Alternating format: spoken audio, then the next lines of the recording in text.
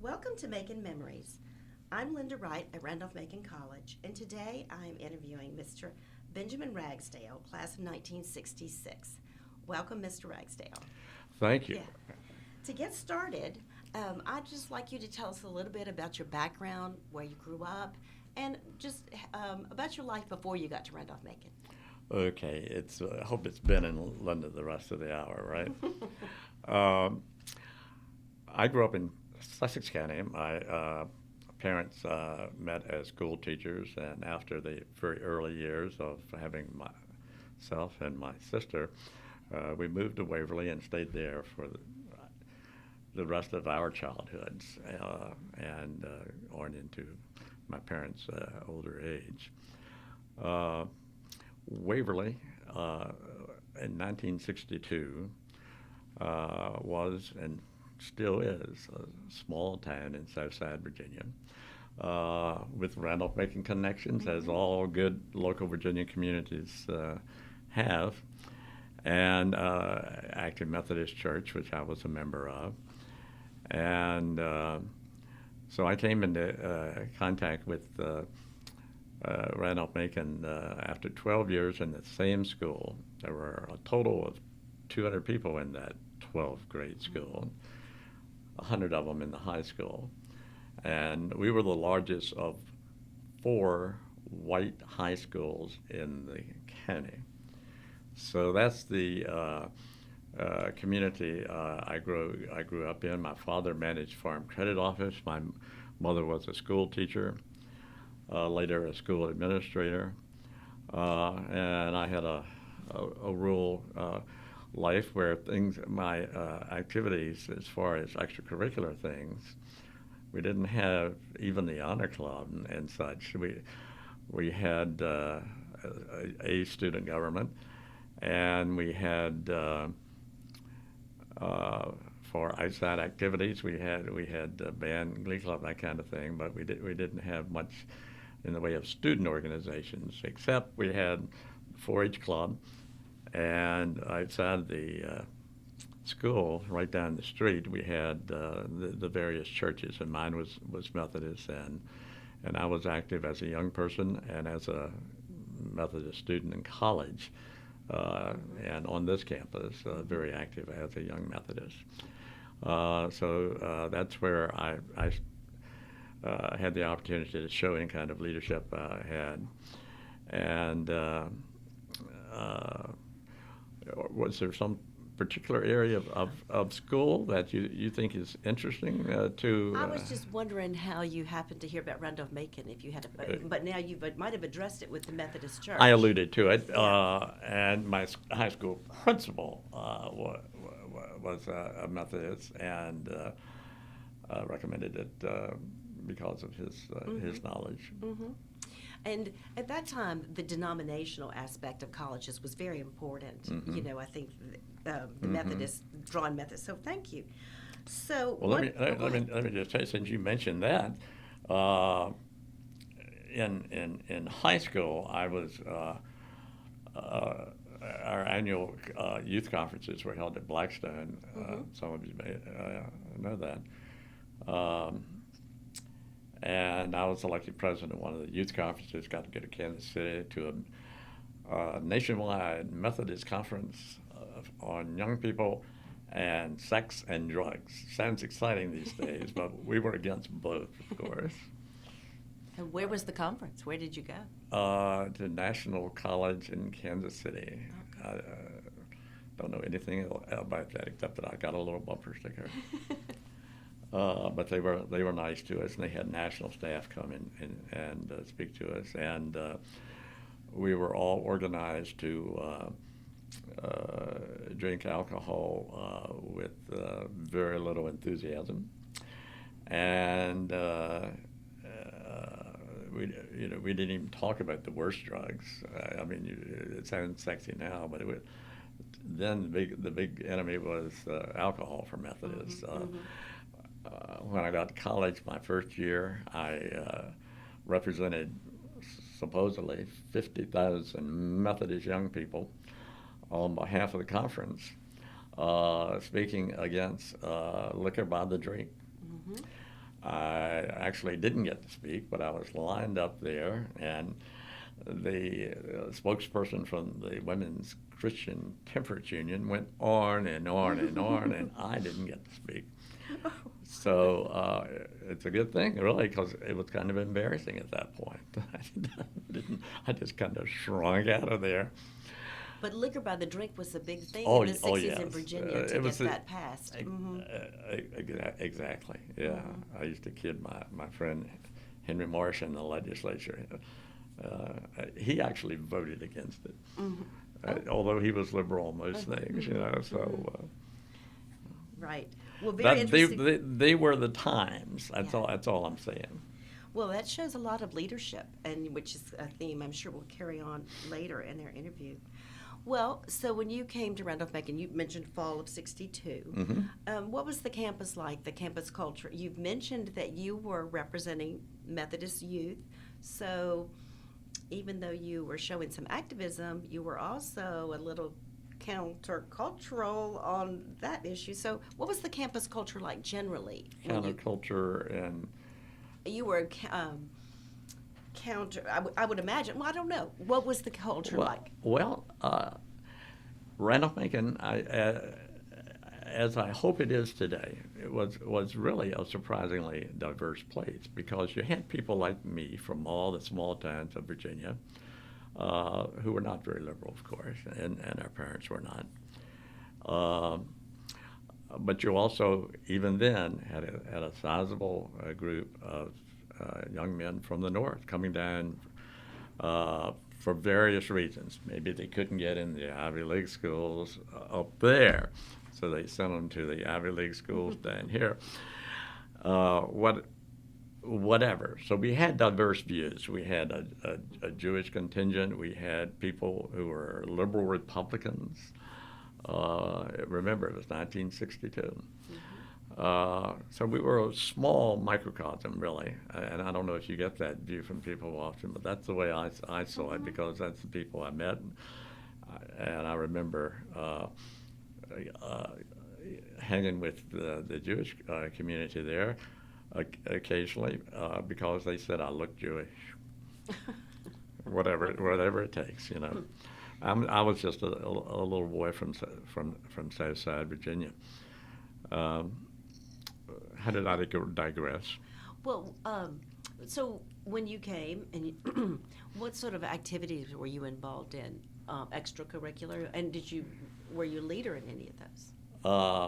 Well, predictably, in church circles, and joined the group of preministerial students who went out to Hanover School for Boys and taught Sunday school and that kind of thing, and in the Young Democrats.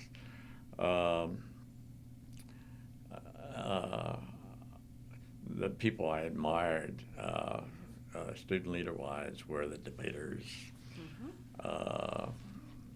So I did hang out in Marsh Hall and listen to those folks, and got to know who they were. I wasn't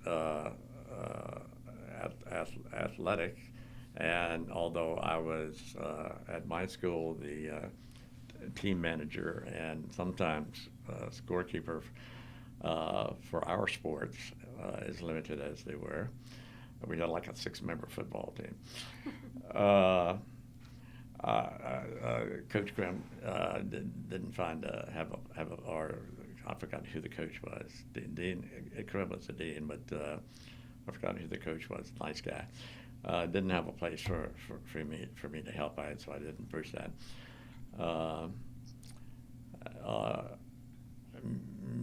Musically, I was not in anything. I went to the theater. I supported our little theater, but I didn't act in it.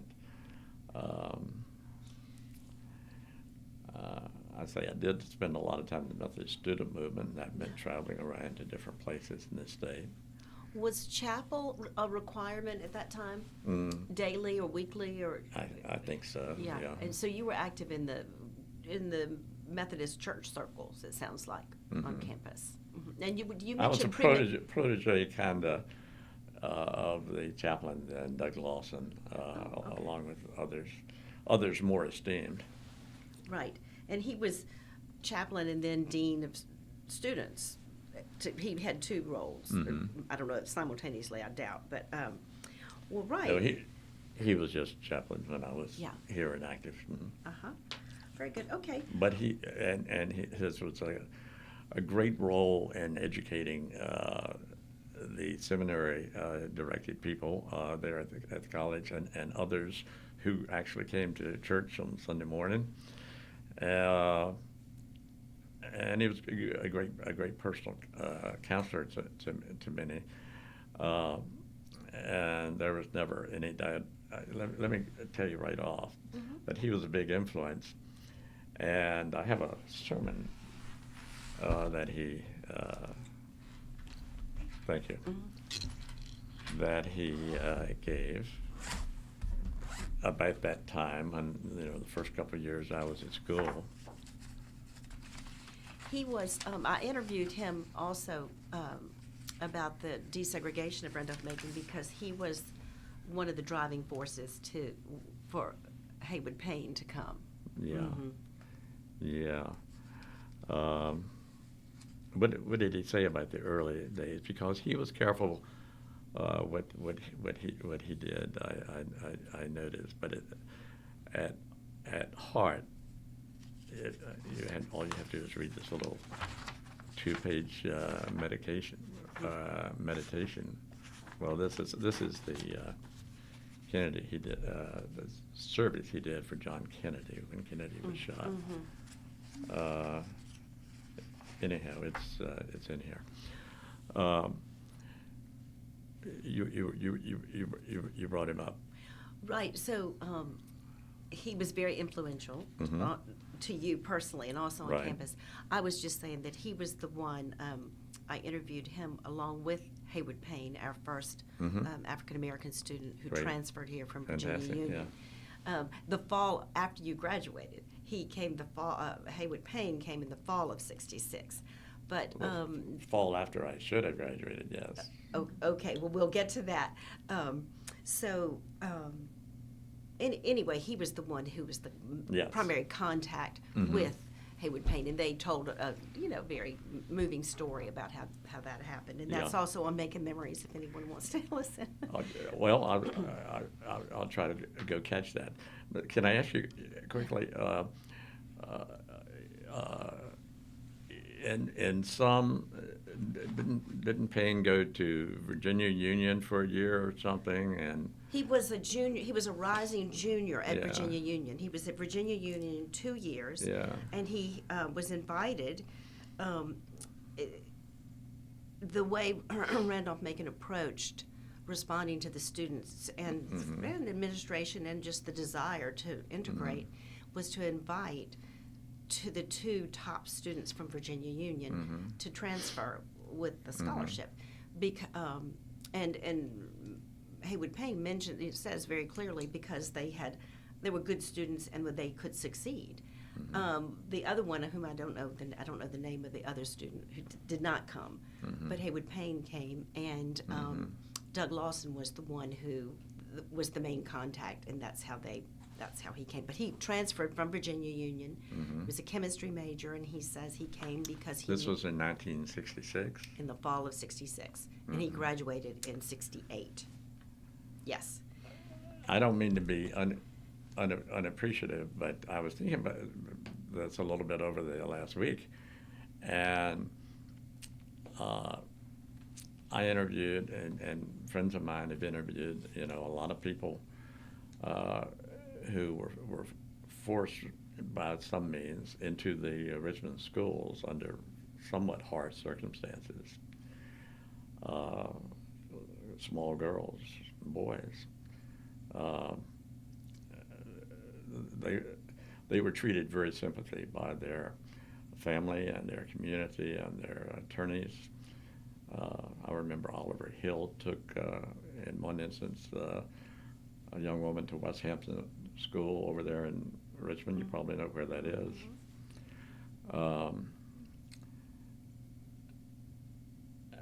and that was relatively shortly after. That was in the 50s,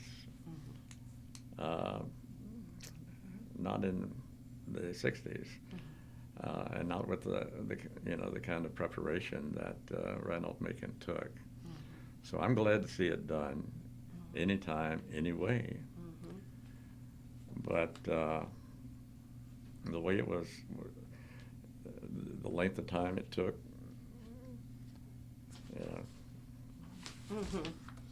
Well, I want to go back in time just a little bit. In 1960, in March of 1963, so that would have been, I guess, your freshman year, that spring, there was a student petition that went around, and I have a copy of it just to jog your memory. But anyway, it was signed by 101 students, and I found your name on page 1. And I'll just read the petition, just one sentence from it. Excuse me.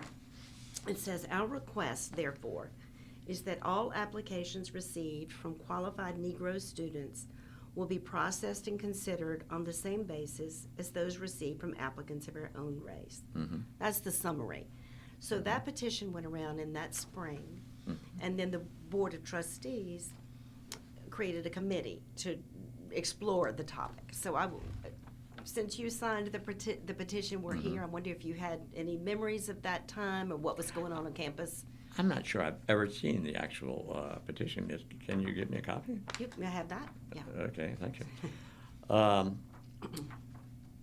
Do I have any memory? I have several memories of that. Is this the time? Yeah. Oh, definitely. Okay. You're right. It was the spring of my freshman year, and you know how exciting and how filled those years are, and those months are the first year.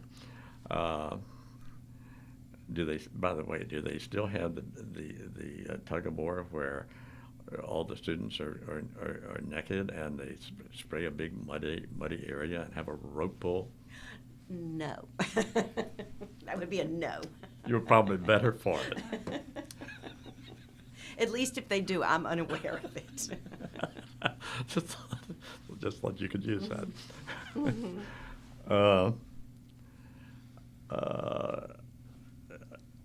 So when that petition was going around, was there a lot of buzz about it? Yes. Well, no, there wasn't. There was a lot of buzz when it was published, but when I came back from Christmas, as I recall, at the beginning of the second semester, they were inviting people over to the library here and talking with them individually. They telling people that they had a petition from the students to the trustees and the president, and they were offering us the opportunity to sign. We had no pressure. We just had information from fellow students, and I happen to know maybe 3 or 4 of the 6 because they were from church circles. You know, I mean, I knew Charlie Rinker. I taught Sunday school with Charlie Rinker. You know, and it even happened. Have you read all the stuff in that period about the Virginia Board of Social Concerns and how some portrayed them as kind of evil figure and someone who was trying to attempt to manipulate what was happening here at their beloved college? You know, I mean, one of the editorials went into that, and that's how it got a bunch of publicity, for instance.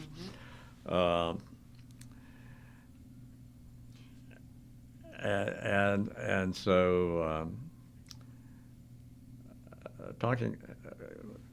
You want to pick up on that? Yeah. So the petition went around, and you were saying that people had the opportunity, but nobody was forced to sign it. It was, I think 101 students signed it. Yeah. Then there were articles in the Yellow Jacket newspaper about it. And editorials and news stories and editorials about it. So that might be where the buzz happened, because there were editorials written in the paper both in favor of the intent of the petition and against it. Yeah. In 63, 1963, after the letter was sent and revealed,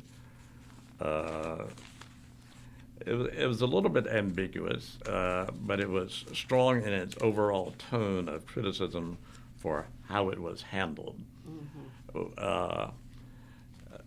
At the same time, you had a defensive letter in here from Charlie Rinker and from Finley Green, who was one of those liberal Republicans from New York that I went to school with and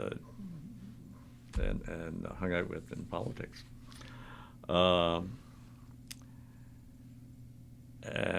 I don't know that anyone ever took a poll, but 101 people without a terribly active campaign probably indicates a lot of support, but not necessarily majority support. But on the other hand, I don't think you should assume the majority opposed them either, because if you read Henry Hurt and I forgot the other editor of the paper at that time, they said, of course, they weren't opposed to the idea, and of course, it's a great American form, petitioning. Nothing wrong with that. And the Board of Trustees did respond by creating a committee to review the admissions policy. And that was published in the next month or so. My mother said she got a copy of it right away. So she saw it because a friend of hers from the Eastern Shore, where she grew up, was on the board and sent it to her. And the response in my family was, well, that's what Ben did. I mean, I'm not going to go into the dynamics of my mother and our relations all the time, but overall, I was not criticized by family, including immediate family, community members, and particularly members of my local church, because I actually preached the next Christmas and talked about it because it was also happening at my local church in Waverly, Virginia, believe it or not. Never really received any hostility. I got a little razzing at college because college is a different environment, but no what I would call true ill will. Well, that's good, because you continued your activism, which is good. So that was in the spring of '63, your freshman year. So that was a lot. That's a real period of growth for so many people that first year of college. That summer was the March on Washington. And then that fall, in September of '63, was when the Southern Christian Leadership Conference met at Virginia Union. Right. And you were there. Yeah. So tell us about that. Okay. Let me say one more thing sure. before we got. Did you see also the letter from May 1964 from those individuals, the student leadership of the hour, wholeheartedly endorsing the integration of the school? That was a year later. I may have seen that. I didn't print this one out, but I'm going to make a note. Thank you. Yeah, Make a note of this one. it's unambiguous. Yeah. Oh, and I will say, back to the petition, so the Board of Trustees did create a committee, but the Board of Trustees committee came back to say, the college admissions policy is neutral and we don't see any need to make a change at this time. So as far as the Board of Trustees, the petition made them say something, but they didn't do anything at that time. But Right. But there's pressure on. By the way, in the original articles that happened right after it's noticed, you'll see the name Reed Diggs, Reverend Reed Diggs. He was a Northern Virginia minister, and he was active on the board, Conference Board of Social Concerns, and as a result of being elected at the conference youth meetings, I was one of. I may have been the only youth member of the Conference Board of Social Concerns, So I actually knew the culprit, Reed Diggs. I was not a collaborator. But I had my own information going into this. I mean, and they did not solicit me because of that, and they did not solicit me because they, thought I was going to be a leader and a rabble rouser. It seemed to be in a matter of course as they went through their list of Sunday school teachers and preministerial students and stuff like that. But at the same time, I had the same knowledge they had, and we didn't make anything of it, actually. Excuse me. You were asking me about the SCLC conference. Yes. Well, I have to tell the short story. The year 1963, and this is a debate among historians and others. I thought that was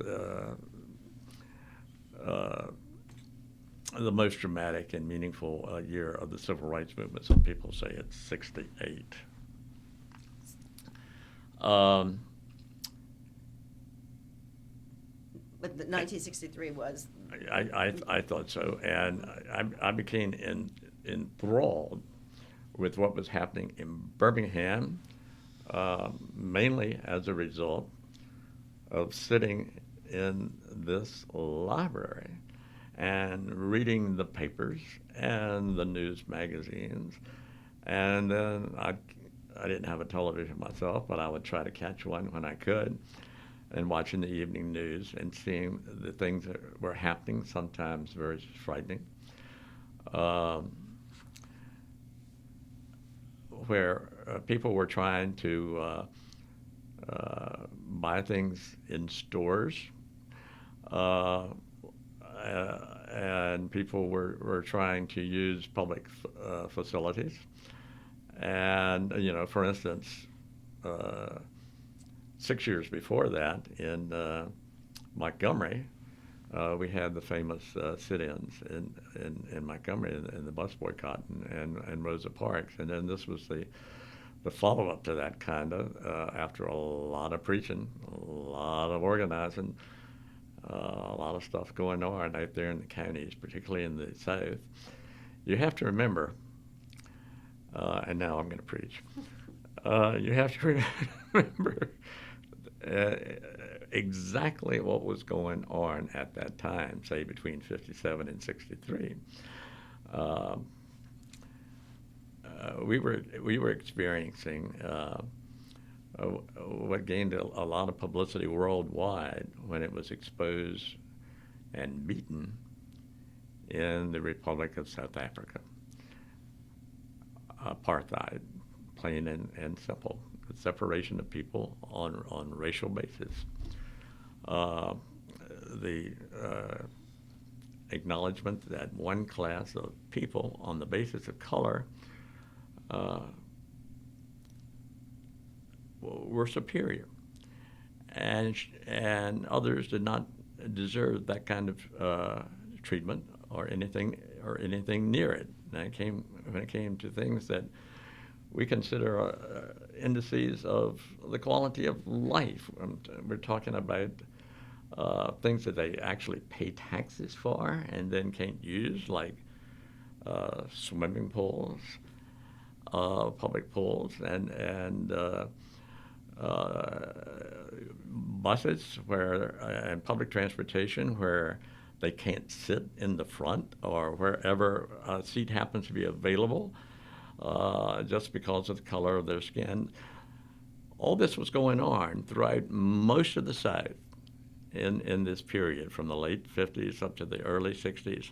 And all these things were remedied by something that just happened because of a lot of efforts on behalf of a lot of people.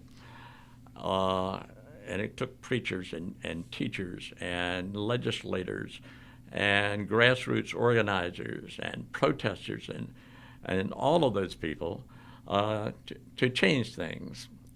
And the first big change was the Civil Rights Act of 1964, which had to do a little bit with education, but mainly with public accommodations.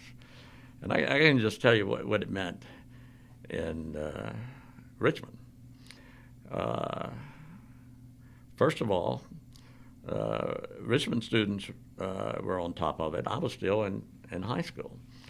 But Virginia Union students were on top of it in 1960 when they saw the people down in Greensboro go to the lunch counters and sit there and demand service in the various restaurants, diners, and they finally got the stores to open up and serve people in Greensboro by the end of that year. But it happened all over the South as a result of those original 4 guys going and sitting down at a lunch counter in Greensboro. And then it just happened everywhere, including Richmond. It's a group came out just a few days later and went to Tallheimer's and went to Miller and Rose and sat in the seats and said, if we can't eat here, then we're not going to spend our money here. We're going to advise our parents not to spend their money here. And believe me, you do have black customers.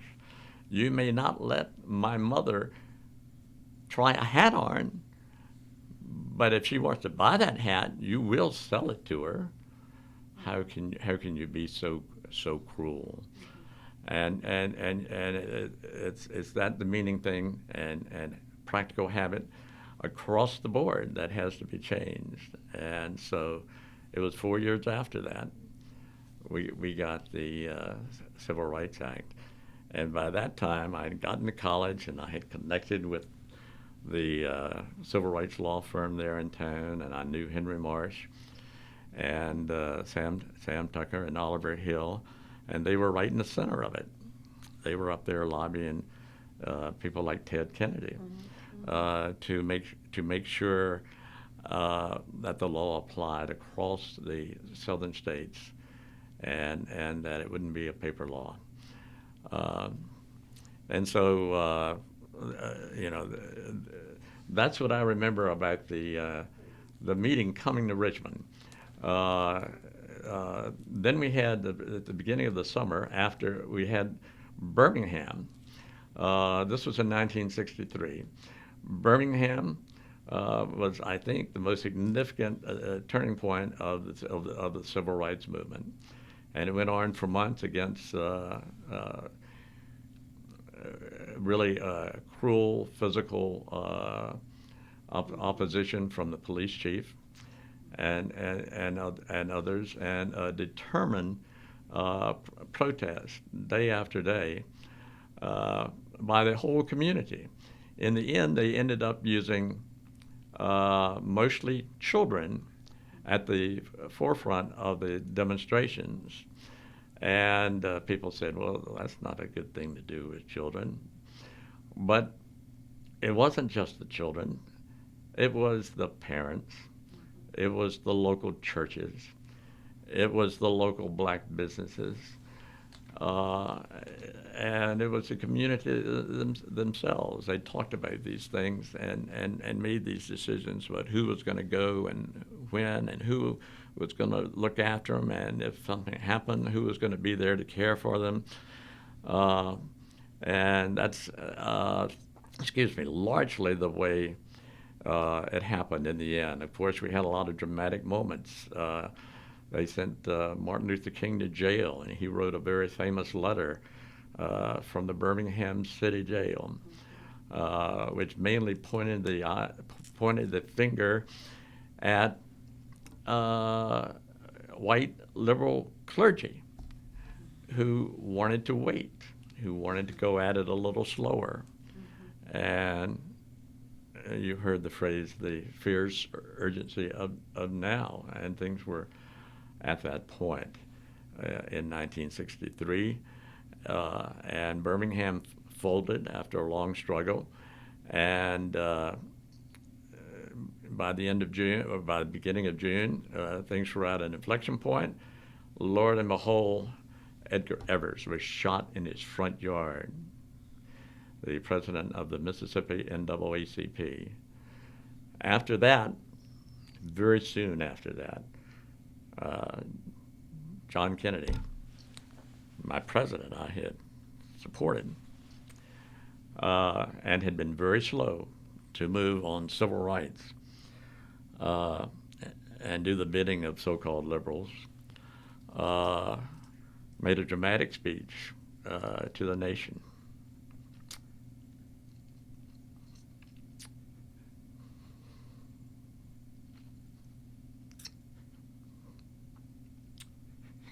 It's very, very moving to hear you describe the story. He didn't really prepare for the speech.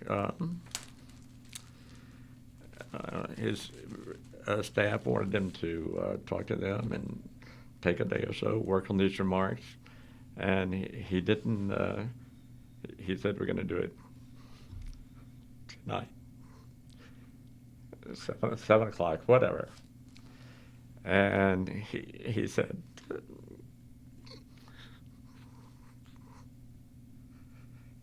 to the American people, bad things have been happening for a long time, and we just can't permit it anymore. Something has to be done. And he announced, even though he didn't live to see, he announced his administration was going to go full stream behind a new and much better civil rights law. And that's what you had with the Public Accommodations Act of 1964. Remember, this was the summer of 1963. So later that summer, we had the March on Washington, and everyone knows about the March on Washington. It was a great triumph for King and for the movement. I was down in Lake Junaluska on Methodist business, yeah. and watched it all on television.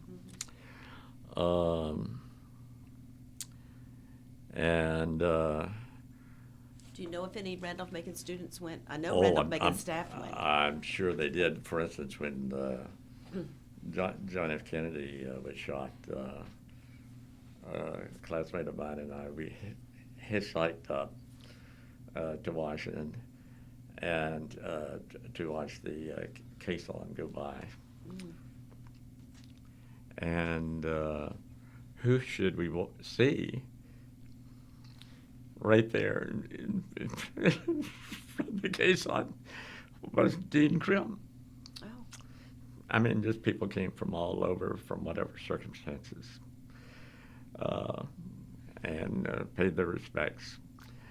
And so that obviously was a memorable moment. But I was talking about the summer of '63, and after the March on Washington, they brought for the first time the 7th annual convention of the Southern Christian Leadership Conference. Remember, the conference is basically black Baptist preachers from across the South and their allies, but mainly you go down the street, you see a Baptist church. You know, in those days, they were likely to be affiliated in a political and spiritual way with the Southern Christian Leadership Conference. And they decided to come to Richmond and have a meeting at Virginia Union, which is a great bastion of education for black Americans, and a friend of the civil rights movement from the very beginning. And so they brought it here for 4 days. I went for 3 of them. And one night, we took in about a dozen Randolph-Macon men. Charlie Balthus, who went on to teach at Mary Washington in the library, by the way. Oh, okay. Drove his old car, and Ed came and wrote an article for the paper, Ed Plunkett, who was a great alumnus. And there were about a dozen of us, and they actually had a 45. It was a very dramatic night. We had two speakers. We had Dr. King, and we had an earlier speaker, and in between there was an offering. I'll tell you about the offering because at the very beginning, people were kind of slow to chip in here and there, and we may have been the first or second student group. We contributed before Virginia Union did, making a public contribution to the cause and have it announced.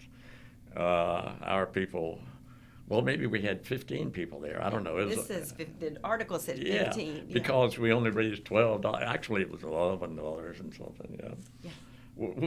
But we got huge applause. Yeah, you were recognized at the meeting that Randolph Macon was called out. Yeah, that's awesome. Yeah. And so we had that experience, and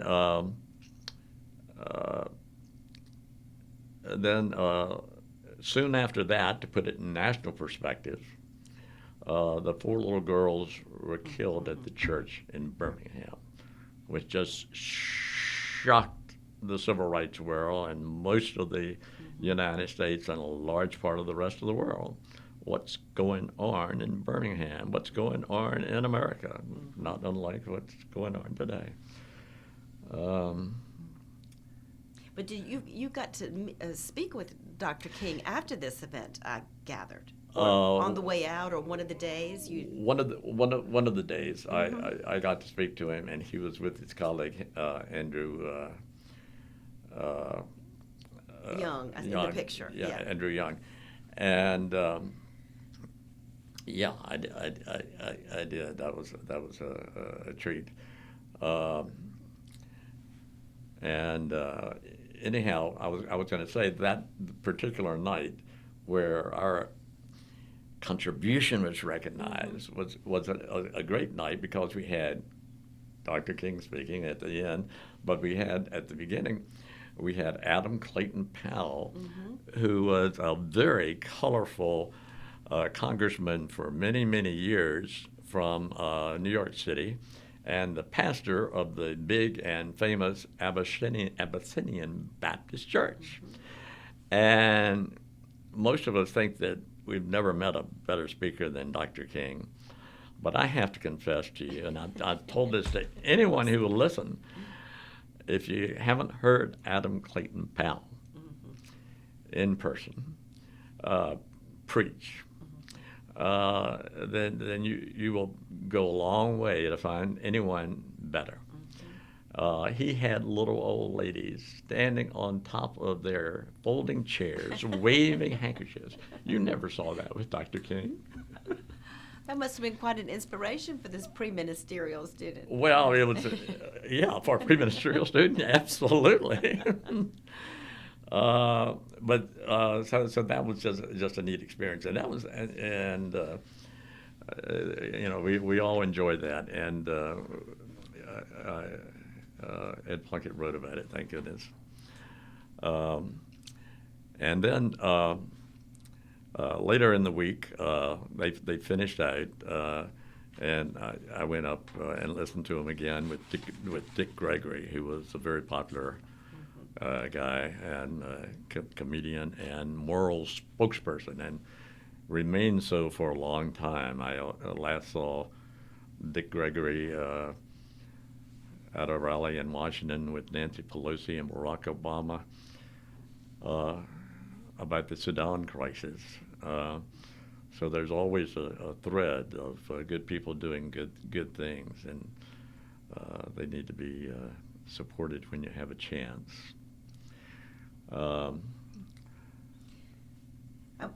Lynda? Go ahead. Yeah, thank you. No. Thank you. That's wonderful to hear you tell that story, and just your energy and emotion around it is really lovely. Well, bringing it back to college, so you went to this powerful event, heard Adam Clayton Powell, and the RMC students were recognized, and people standing in the folding chairs. What happened when you came back to campus? Was it that was the mountaintop, and now you have to come back to reality, or? Well, let me tell you about reality. November 22nd, 1963. About 6 weeks, just a couple months later. Yeah. Yeah. I was going through the campus on my way downtown to, believe it or not, a Methodist meeting. I was working with the Virginia Conference of the MYF, and we were putting together a publication for the 50,000 young people. And as I passed through the area near this building, actually, or near the administration building, over toward Thomas Hall and the old campus,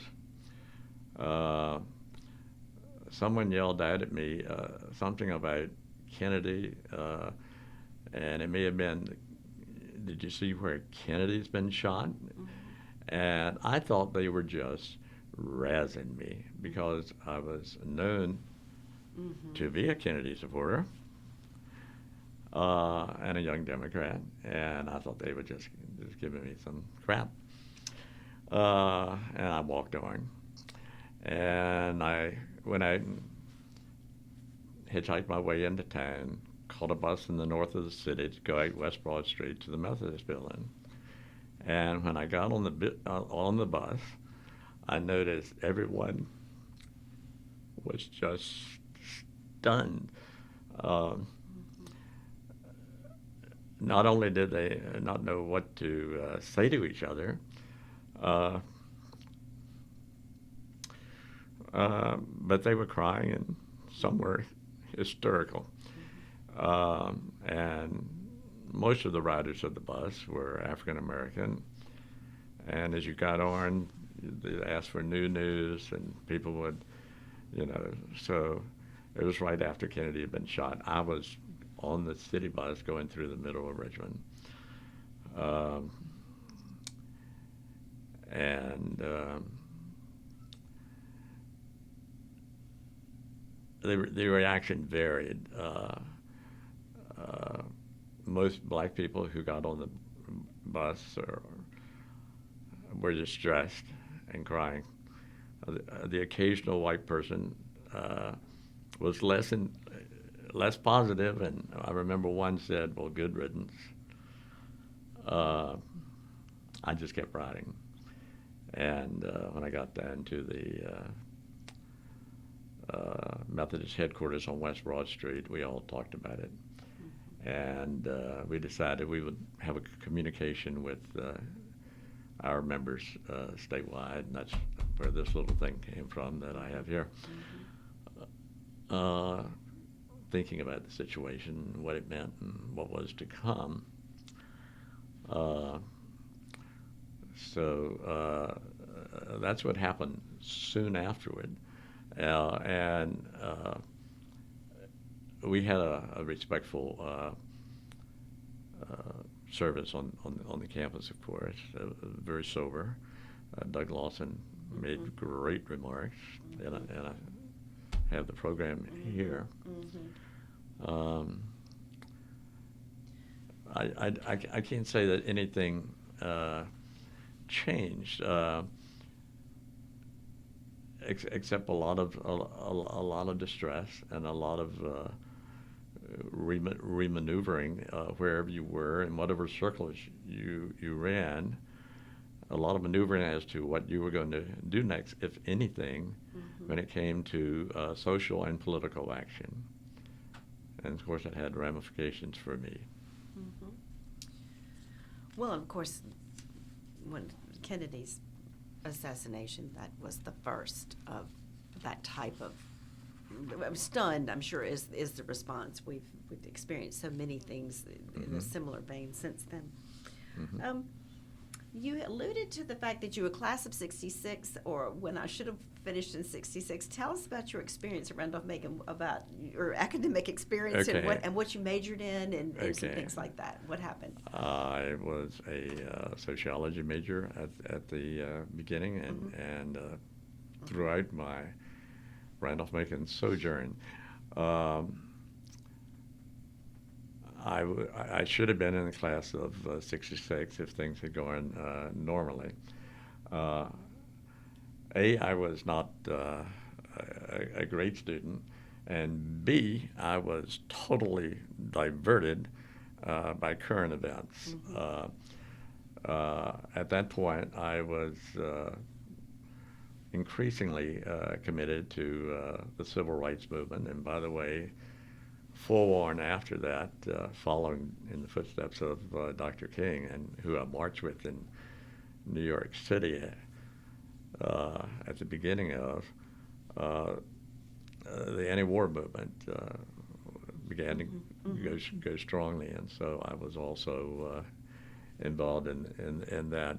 So both were terrible distractions, and when it comes to schoolwork, a lot of people in that time abandoned schoolwork, put it on hold, whatever, and went and did other things in the so-called civil rights movement or the anti-war movement or some other activity that they just thought they had to do because of the situation in this country and this world.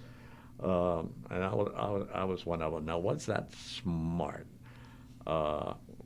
Well, there were people who didn't think so, and I'm one of them. It wasn't smart for a couple of reasons, and not just my own future, but by 1968, as the war was still going on, and as I still hadn't graduated, I married a wonderful girl from Mary Washington, who was a great scholar and deserved a better bread provider, if you can still use those terms. And so I have a lot of regrets about that time. At the same time, it was, anything to justify what I did, of course, but I had a friend and a civil rights leader in this state named Samuel W. Tucker. And there's a bridge named after him in downtown Richmond, for instance. I mean, he's an icon. But he used to say that the civil rights movement is just a passion that grabs hold of you and won't let go. And he was looking at it as an older man, an attorney who had gone through all kinds of the legal trials that civil rights lawyers had to go through all these years. His view was different than mine, but that quote stuck with me because it's an emotional kind of thing, and it got a hold of me, and so I spent years doing some social activist work and a little bit of school, and deciding I had to do some more social activist work and going back to school, and Randolph-Macon being kind of disgusted with me and so forth. I ended up going back to VCU and finishing up in the middle 90s, believe it or not, 30 years after I should have graduated from Randolph-Macon. Well, good for you. I say good for you. so many people would not have finished, and it obviously meant something to you. It always, I was always just taking a sabbatical in a smart-ass kind of way. So Randolph-Macon, your class of 1966, that was your cohort. But I think you should always claim VCU class of 19 what? I do. 19 I think something. it was, That's awesome. It may have been 96 also. It may have been exactly 30 years. Good for you. Well, I do, and I do. Yeah. I mean, I'm proud of everything, and let me tell you, this college just meant everything to me. I can see that in your passion. I believe what Samuel Tucker said. It's a passion that got hold of you. Well, and it's a passion that I'm not trying to blame anybody, but it's a passion that was born of two or three things. One was Sunday school as a young man. The other was the culture over at Wash Hall and at the chaplain's office, and the teaching we did out at Hanover School for Boys, and all of that milieu. It influenced me. It said I had to do these things. Well, I really do admire that. Thank you. Well, as you look back of a career and a life of activism and continuing passion you still have today, if you could go back to your 1962-63 Randolph-Macon self, what would you say? What would you tell the young Ben Ragsdale? Oh, I would say to the young Ben Ragsdale, see what your long-term obligations are. See what your obligations are to those close to you. And do what you think is fair to all. And in the meantime, if you can do some good for your community, always be alert to what that possibility is and try to take time to do it. Those are good words for all of us to hear. Well, Ben, it's been a pleasure speaking with you. And I wonder, did you have any other memories or stories or anything you wanted to share about your time at Randolph-Macon, or just as you reflect back on that meaningful time? Well, I've pretty much shared the general thing. Can I just page through here and see if there's anything I thought that you might, because we have some of the same clips. Yes, certainly. And you just handed me this. Can I keep this too? Yes, definitely, Yeah. yes. Okay. Well, I'm not going to bore you further with this. I will just say one thing. I will show you my picture with Dr. King, because it went on for years. And in 1967, I did a state project on the war, and Dr. King came to Richmond and did a photo op with us. What a treasure. What a treasure to have that picture. One thing I will And mention. now I have the petition, which is great. Excuse me. I was just going to say one thing. You mentioned that you were friends with Henry Marsh. He did come to campus and speak. I don't have the date in my head. When I was going through the Yellow Jacket newspaper, it was the Young Democrats had invited someone else, and that person either was ill or couldn't come, and sent Henry Marsh in this place. And he was young and unknown at that time. He was the he was the second string.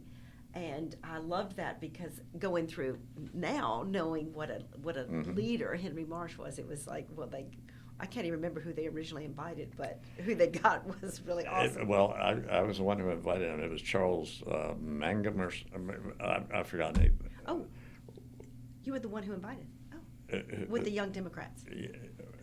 Right, who organized that meeting, and he was a spokesperson from the Democratic National Committee, and he was the one that was supposed to be there. And I remember, and I had, I've forgotten exactly when I met Henry, but I was well aware of Henry because I had been to Prince Edward a couple times as a college student. Been to? Prince Edward County. Oh, Prince Edward. Which Yes, was definitely. Oh, yes, I'm sorry, I just didn't the understand. infamous place that Yes, yes, was yes. closed and everything. Yeah. And I was in the college community that had to go to Prince Edward if only to pray with them and sing with them and whatever. Been in Reverend Griffin's church, the great hero of all that. And then when I ran for Congress in the district a few years later, Reverend Griffin endorsed me, which I was very proud of.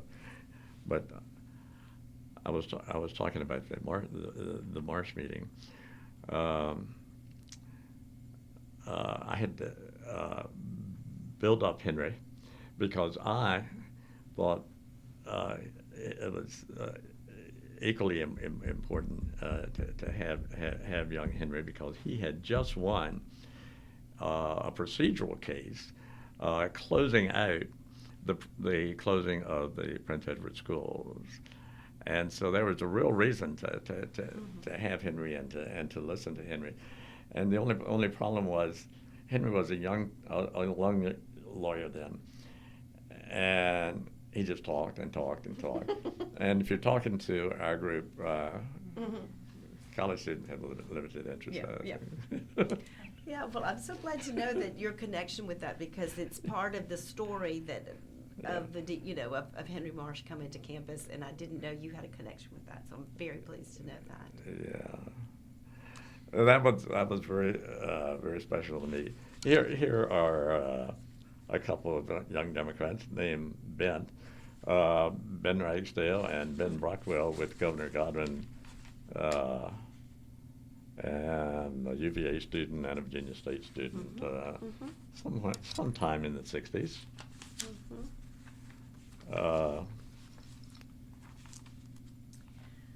This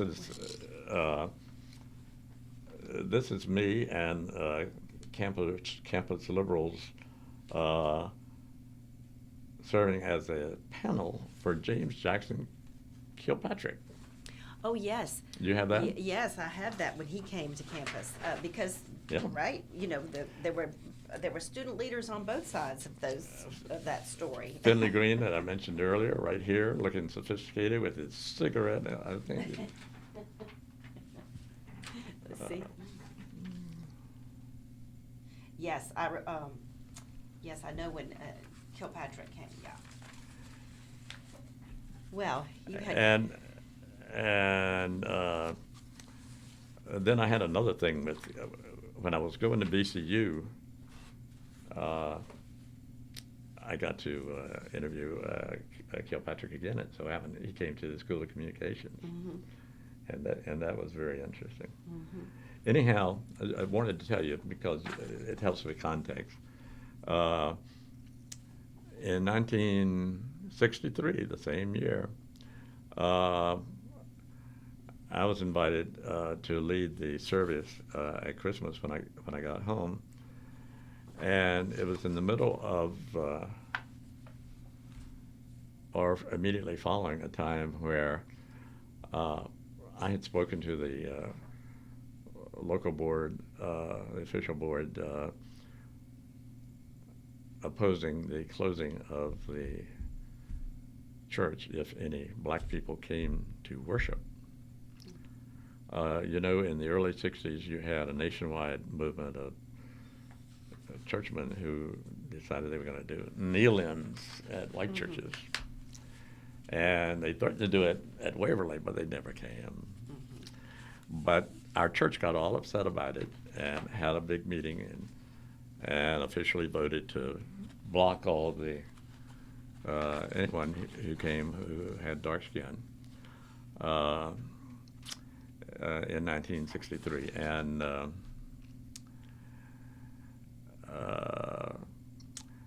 I went down for the board meeting, the official board meeting. I was not on the official board. But they let me have a vote just because I was a good Methodist and hometown boy. And me and the minister, Philip K. Foote, and my Sunday school teacher voted no. The other 7 or 8 people voted yes. We'll ban them, ban. And so that was the nature of the times and the kind of environment a lot of Randolph-Macon students came from. Yes. Yeah. Well, Ben Ragsdale, thank you so much. You have shared a really wonderful story, your personal story, insights to the time, and I appreciate so much your coming to Macon Memories. It's a great pleasure to be here. It always is a great pleasure to be at Randolph-Macon. Well, I hope you'll come again soon. Okay, thank you. Thank you. Thank you.